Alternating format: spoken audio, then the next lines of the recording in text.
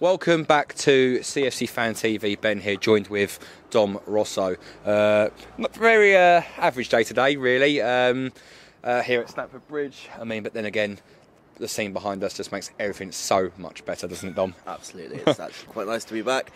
Not been back for a couple of days, and then West Ham on Monday. Yes, and Dom, telling you exactly what this video is about. It is Chelsea versus West Ham on Monday. I know very well in my review the Brighton game that I said Liverpool were our next game, but in reality I just forgot West Ham are a club, I'm going to be honest. But yeah, so Monday, 8 o'clock kickoff, Chelsea will play West Ham at home, where we actually haven't won against West Ham since 2016 in that 2-1 win. So first things first, we're going to talk about West Ham's threat to us. There are quite a few players now that can cause trouble. Obviously, the first being on Odoi. And to be fair, he has actually had quite a good season, hasn't he, Dom? Yeah, I think West Ham in general, they've been a little bit shaky. They've had some moments of brilliance, but they've had some real moments where actually you look at them, and I think it really shows the level of where they're at. They've got a good squad. They've got the right squad, and they've got the backing. But it's just making the next step onto it. They had Everton a couple of weeks ago, and they didn't just get battered, they got outplayed.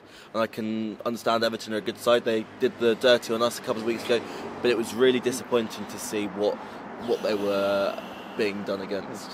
Yeah, it's actually a weird one, really, because West Ham at times this season they have looked like a really good club that are going to push for quite top half of the table, but then other times they have looked like a team that might be fighting a relegation battle. So the question really is which West Ham team is going to turn up at the Bridge. But that's it. And I think actually, whilst West Ham haven't had the most consistent season, very similar to Chelsea, haven't been consistent, they seem to always bring a decent performance up against Chelsea. I was at the London Stadium earlier in the season when we drew 0-0, and I think that they stifled all of Chelsea's threat. We were on the back of a good win at Anfield after the Carabao Cup win there, and actually I think all the Chelsea support were really confident about going into that game, and I think just West Ham nullified every part of our team, every part of our attack. Would you actually say that, with the way West Ham played at the London Stadium, I think that's how teams started to realise where Chelsea's weaknesses actually really lie, isolating Jorginho and trying to cut out the wing play? 100%. Up until then, I believe we'd won every single game. Good performances against Huddersfield. The great performance here for most parts against Arsenal, and then as I said, the Carabao Cup game. I think that really showed what actually, if you can just dampen all of Chelsea's, particularly out on the wing, and if you take out the Jorginho threat, Chelsea weren't looking particularly prominent going forwards. But then again, Chelsea can really turn on the style if we need to. We saw against Brighton. I'm not getting ahead of myself. It can be done. It's just doing that on a consistent and regular basis. Obviously, moving back to the Brighton game, personally, I do believe that team that was out on the Wednesday is actually our strongest team. Yeah. I don't think Higuain, I think he's just been a little bit overhyped, hasn't actually played as good as he was anticipated to. Fair enough, he did score quite a lot against Huddersfield, but then again, like I said, I think even the Huddersfield under 11s could beat that first team, so not really taking anything away from. You just said that was our strongest team. Now we've got West Ham on Monday, which we know is going to be a difficult game, and I'm sure we'll go back to talking a bit more about the West Ham team in depth. But then we've got Prague next Thursday. Do you stick with the same 11? And then maybe a bit of rotation for Prague? It is a quarter-final, of course, but I feel that we need to be focusing really on getting 3 points, particularly not just for the team's confidence, but for the supporters' confidence. 100%. So at the moment, we've got 2 bites at the cherry for Champions League. Obviously, we've got the route to top 4, especially with United losing in the week. Obviously, Arsenal, they're probably due to slip up soon anyway. Yeah. Spurs, we don't even need to, and we know they're a glorified bottle job. But yeah, so I think with Prague, I could say probably because it's away, we could put a relaxed team out. Maybe not too relaxed, because at the end of the day it is an away game. True. And we do need that crucial away goal. But I think stick priorities to West Ham, I believe, because we've got to try and put that pressure on now, because especially going above United, only really 3 points behind Arsenal if they were to win their game in hand, and not that far behind Spurs as well. Yeah, I completely agree. And what I really want to see from Chelsea on Monday night is a clean sheet. We haven't had back-to-back clean sheets in the league since the Palace and Palace and Southampton game in New Year. So actually, that's something I really want to see, because getting a bit more confidence, not just into our attack, but into our defence, because we are letting in not just poor goals, we're letting in really avoidable goals. The one at Cardiff, fine, they drew out a defence and it was a really lovely finish, but again, it was avoidable. And I think actually that's something Chelsea need to be working on, because whilst yes, we are struggling in front of goal, you're only going to lose games if you're conceding, and we are conceding on 2 regular basis at the moment. Well, 100% agree. You know, I've never seen a Chelsea team letting in so many goals. I mean, you've got to think of the City game, 6-0 City, 4-0 Bournemouth. Personally, this might be a bit controversial, but do you think it's a little bit to do with Azpilicueta at right back? Because obviously I know he was a natural born right back, but you know, with the pace that's in the Premier League now, you know, he is getting quite old. Yeah. The season before he was playing centre back under Conte, and personally, I think he was much better suited to playing as centre back. I think he was very confident playing in the 3, and that's because he had a lot more support and he had a lot more cover, particularly with the width of the 2 wing backs. I don't know if it's completely down to him. I just think it's a lack of mentality and a lack of concentration at times. Some of the goals we've been conceding have been really, as I said, completely avoidable.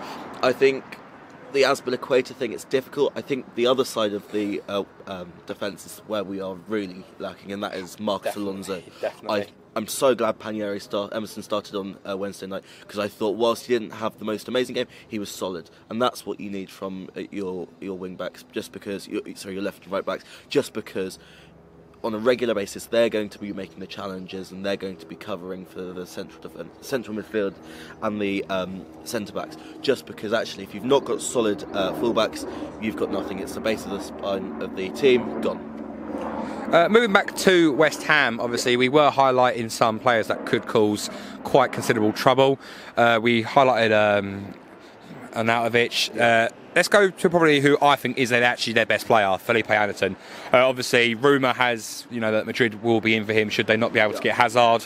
I mean, I don't know how strong them rumours are, but you can say he has actually been a very, very good player. I mean, he started quite slow, but now that he's probably in top gear, he's just probably looking so dangerous on that wing. Yeah. I think the fact that Real Madrid it's just rumoured that Real Madrid are interested, shows the quality and the calibre of player that West Ham have.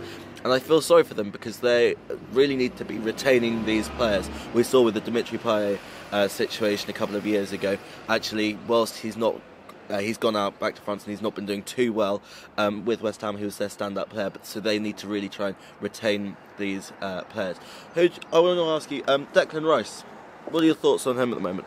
Well, I think he's actually lived up to all expectation. You know, everyone. There was quite a few people. I mean, it was a minority, but still a few people saying that he weren't ready for the England call-up.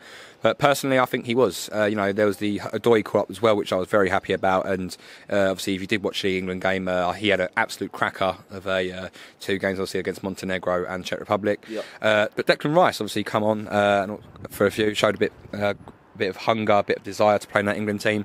Personally, I think he could be a threat in that midfield.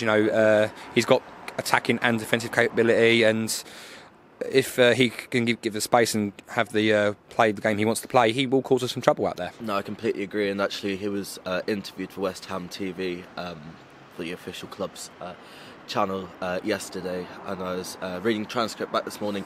They are up for it, and his words exactly. And I think there's something that these London derbies bring out. I'm expecting West Ham to really come and give us a go, and the fact that Declan Rice is saying that the West Ham players really want to get points here, they're aiming for 7th. That's their aim to where to finish, and they've had lots of opportunities this season, but they just haven't been able to take them. So they're going to come here on Monday night with it should be a decent atmosphere. Particularly the West Ham supporters will be up for it on the Monday night kickoff, and they will be looking to actually put one over on Chelsea.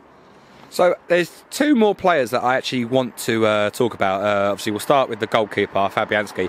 Now, obviously, got relegated with Swansea last year, but we have seen, you know, he's been stuck around for quite a while, that if there's one of the days where he's actually up for it, and obviously, you know, you just said that Declan Rice said he's up for the game. You know, if Fabianski's on one of his heydays, he's really hard to get past. So, what do you actually think about Fabianski? We saw a really good performance against Man United. I know he did concede 1 or 2, but actually his shot-stopping ability has come on. I don't know if he's going to be able to continue this for West Ham. If West Ham really want to progress to the next level and really move on as not just as a football club, because they are a well-established football club, but to move on to the actual potential of winning trophies, doing what Wolves are really doing at the moment. Wolves, I think, this season have been superb. They really are going for it. They're in the FA Cup semi-final. They've taken majority of the points off the big 6 teams with some fantastic wins against Chelsea with, very well. So I think West Ham really need to move on. I don't know if Fabianski is going to be the goalkeeper to take him on. I think he's a very good player to have for a couple of seasons, but if you really want to move on and to make that step up, you really need to start to bring in a little bit more quality and to retain quality. And then moving on to the last player I think could be a threat is, of course, little P, Fernandez. Whether he'll start, I don't know. Whether he'll come on as a sub, probably definitely. But he has proved that he's a very dangerous player. So quickly, out of 10, how much of a threat do you think he'll be? As I said, it depends. It really does depend. I'm not going to give a rating simply because it just depends on what Chelsea's going to turn up and if they're really going to be able to be put to the sword. I think actually Robert Snodgrass, and it's a name that's been bounced across a little bit. He's had 5 or 6 assists in 20 or so appearances all season, and I think he could really show Chelsea problems and give us problems, particularly on the right wing. As I said, it really is dependent on who turns up for Chelsea. We go back to the Chelsea side. What do you think is going to be Maurizio Sarri's decision in terms of the squad that's going to be starting? Well, he's very, very stubborn. Obviously, it's going to be a case of having to wait and see. But obviously, it's the end of the video now, guys. I hope you did enjoy it, but we'll finish off with a score prediction. Dom, what do you think the score's going to be? I think we will concede, but I think we'll win 3-1. I'm going to go for 2-1, just because I think West Ham have got the capability to sit back against us. They've proved it in previous seasons. Obviously, I hope you enjoyed the video, guys. Please do subscribe if you're new to the channel. Obviously, we will be doing some more videos today. In the meantime, I do wish you well, and I hope you have a fantastic day. Thank you.